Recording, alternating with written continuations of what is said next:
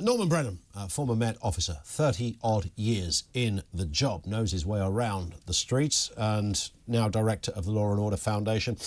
Norman, it's always good to get your take on these things. You heard what Ken said a moment ago. Essentially, this is still stop and search, still very much embroiled in racism.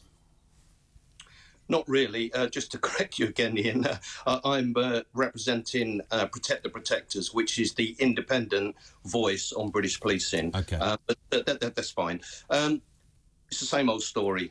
All we ever do is talk about the circle that we never seem to break. It's nothing really to do with racism. Yep. You've rightly highlighted that the police have got a job to do. Now, if in certain areas, particularly London, where, say, 72% of all murders, stabbings and street robberies are committed by, let's be honest, young black men, who do you expect the police to stop? Now, we're told that 60 or 70%, which is black young lads, males, that are stopped 6 or 7 times more than white people. Just look at the statistic I've just given. Who do you expect, or who do the public expect the police to stop? Old age pensioners, white people that are not predominantly responsible for that crime in London. If this particular statistic was the same in the Shires, where there's predominantly white people and young black men were stopped 6 or 7 times more, I would say that that has a racist element. The police have a duty to protect society. And it's predominantly in London, young black men that are murdered. Boys are murdered, stabbed predominantly to death, occasionally shot to death. The parents demand that the police take action. And in mortuaries, they fall into the arms of family liaison officers and say, do anything, do everything to stop my child becoming another person's grief. And that's what the police do. Tell me. And Ken Hines, I've known Ken for many years. We disagree on a number of issues. We agree on some. There isn't anybody, Ian, and he's been on stop and search for 40 years. I've been in policing and law and order for 43 years. I've seen the changes. I've seen what happens on the streets. Do you know what, Ian? There isn't one single person that has complained and criticised his police stop and search that has ever come out with an effective alternative. All they do is they criticise the police, and you rightly highlighted there's CCTV cameras, there's also body-worn cameras, and officers are not really interested in picking on someone because they're black. They're interested in stopping the murders, the stabbings, the shootings, and people losing their lives and destroying somebody else's life. It's a primary aim of a police officer, to save lives. And if stop and search is carried out in order to do that, I'm afraid as much as the police are criticised, they've got a job to do. If you want them to give up, I promise you this, murders, stabbings, the streets will be lawless. I can't say anything different. Ken's point seemed to be, Norman, that allowing for everything you've just said, one of the issues that is still happening is that the police, thinking of those statistics, that most of the victims are black, most of the perpetrators are black of knife crime, disproportionately so rather. But the police are therefore still going, OK, therefore it's OK to stop any black kid rather than the right black kid. But that's not really the case, Ian. Most of the stops and searches now are intelligence-led. Ken said that only 20% actually were effective in arrests. Well, I think that the figure is actually nearer 30%.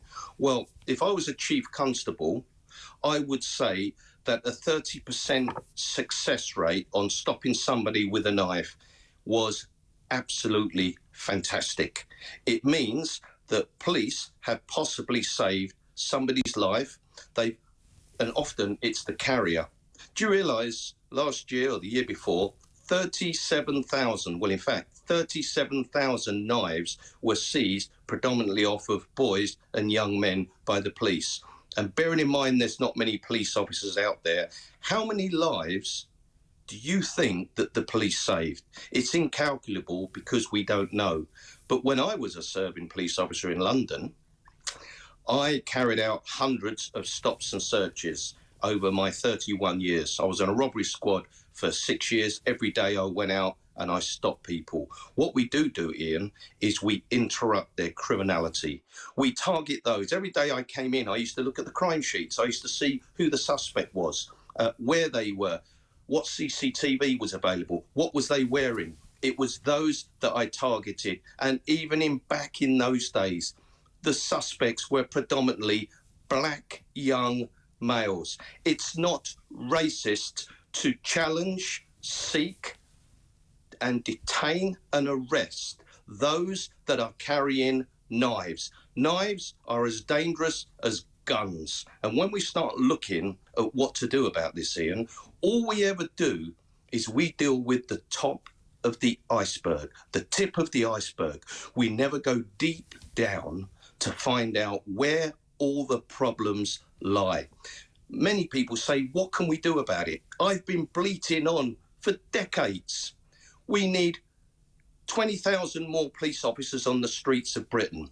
We need mass stop and search. We actually need primarily mandatory sentences of 5 years if you carry a knife on the streets of Britain without lawful authority or reasonable excuse. 3 years for juveniles. I promise you this, Ian, if we did that within 2 or 3 years, knife crime would be seen as dangerous as carrying a knife, as a gun. And not only that, where's all the community centres? Where's the mentors? Where's the parental responsibility? Where's the personal responsibility? Where's the criminal justice system ensuring that they give deterrent sentences? And even juveniles now, Ian, I'm so frustrated with this knife crime business. Even juveniles now, you can get a caution, and that's what you're given, a second chance. Tell me what you would tell the parent of a child where an individual was given a second chance, and the following day, following that week, following month, they went out and stabbed somebody to death. The time has come for the rhetoric to stop and for effective action. Zombie knives, I did an interview 25 years ago, Ian, for London Tonight, on selling knives to those under the age of 18. Do you know how many prosecutions there were in a year? 4. This is window dressing, and I'm afraid it's smoke and mirrors.